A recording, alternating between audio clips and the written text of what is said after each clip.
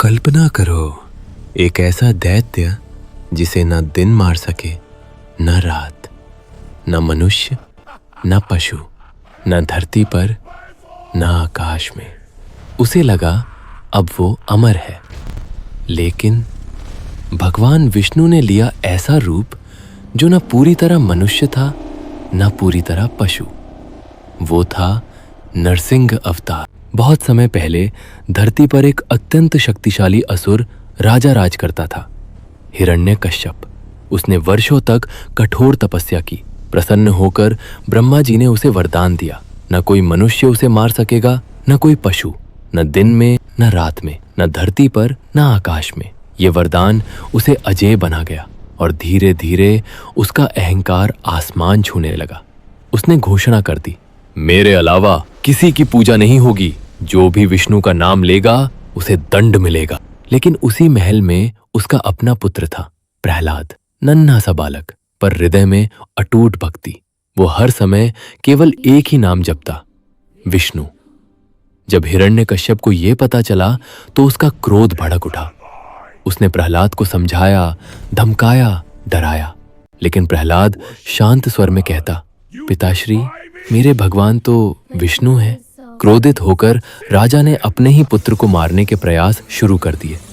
उसे जहरीले सांपों के बीच डाला गया, लेकिन सांप उसे छू भी न सके।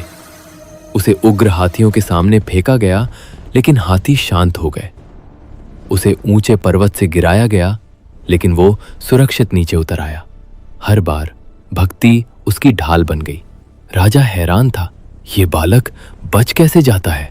तभी उसकी बहन सामने आई, होलिका। होलिका को वरदान था कि अग्नि उसे जला नहीं सकती।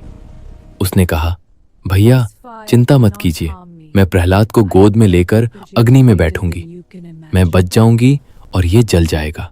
राज्य में विशाल अग्निकुंड तैयार किया गया। रात का समय था, चारों ओर सन्नाटा। आकाश में चंद्रमा आधा छिपा हुआ। लोग भयभीत होकर खड़े थे। होलिका अग्नि में बैठ गई, गोद में प्रहलाद को लेकर। लपटें ऊंची उठीं। आग भयंकर थी, लेकिन उस अग्नि के बीच प्रहलाद शांत बैठा था, आंखें बंद, होठों पर नाम, ओम नमो भगवते वासुदेवाय। धीरे धीरे आग और तेज होती गई, लेकिन अचानक कुछ बदल गया। होलिका का वरदान निष्फल होने लगा, क्योंकि वरदान रक्षा के लिए था, अधर्म के लिए नहीं। अग्नि ने उसे घेर लिया। उसकी हंसी चीख में बदल गई और वही अग्नि प्रहलाद के लिए शीतल हो गई।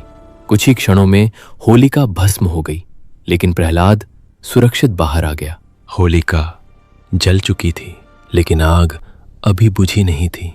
वो आग अब जल रही थी हिरण्यकश्यप के हृदय में। जब उसे पता चला कि प्रहलाद जीवित है तो उसका क्रोध आसमान छू गया।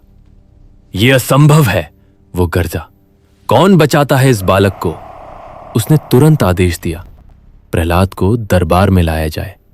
भव्य राजसभा में ऊंचे ऊंचे स्तंभों के बीच छोटा सा प्रहलाद शांत खड़ा था। राजा सिंहासन से उतरा, धीरे धीरे उसके पास आया। कहाँ है तेरा विष्णु? उसने क्रोध में पूछा। प्रहलाद ने बिना डरे उत्तर दिया, भगवान हर जगह है पिताश्री। सभा में सन्नाटा छा गया। राजा हंस पड़ा, हर जगह? क्या वो इस स्तंभ में भी है? प्रहलाद ने सिर झुकाकर कहा, हाँ, वो यहां भी है। क्रोध से पागल होकर हिरण्यकश्यप ने अपनी तलवार उठाई और उस विशाल पत्थर के स्तंभ पर प्रहार किया। तलवार के लगते ही धरती कांप उठी। आकाश में गूंजती हुई एक भयानक गर्जना हुई। स्तंभ फट गया। उस प्रकाश से प्रकट हुए नरसिंह, भगवान विष्णु का अद्भुत अवतार, आधा मनुष्य आधा सिंह।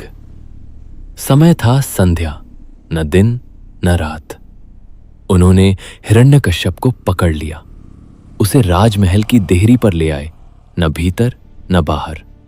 उसे अपनी जांघों पर रखा, न धरती न आकाश, और अपने नखों से उसका अंत कर दिया, न अस्त्र न शस्त्र। वरदान टूट चुका था, अहंकार समाप्त हो चुका था। दरबार में सन्नाटा था। छोटा प्रहलाद आगे बढ़ा। नरसिंह का उग्र रूप धीरे धीरे शांत हुआ। गर्जना थम गई। आकाश निर्मल हो गया। भक्ति ने ईश्वर को प्रकट कर दिया था।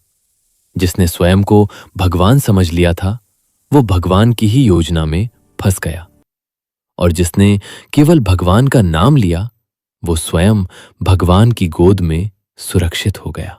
जब अधर्म अजेय लगने लगे, तब ईश्वर असंभव रूप लेकर आते हैं। नरसिंह अवतार यही संदेश है। भक्ति अमर है और अहंकार क्षणिक।